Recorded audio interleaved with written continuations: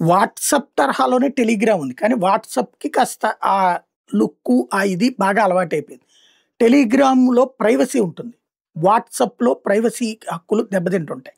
Encryption వాటిటి వరకు okay. కానీ గట్టిగా అడిగితే ఇస్తుంది ఆ సంస్థ.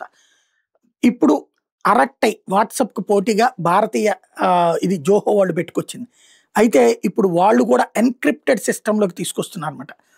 ఎన్‌క్రిప్షన్ ప్రైవసీ కోసం అంటే ప్రజలు దాన్ని ఇప్పుడు కస్టమర్స్ విపరీతంగా పెరిగినటువంటి నేపథ్యంలో ప్రస్తుతానికి ఆప్షన్ 2 ఎన్‌క్రిప్షన్‌ని అమలు చేయబోతున్నట్టుగా అరట్టైకి సంబంధించినటువంటి హెడ్ శ్రీధర్ వెంబు చెప్తున్నారు.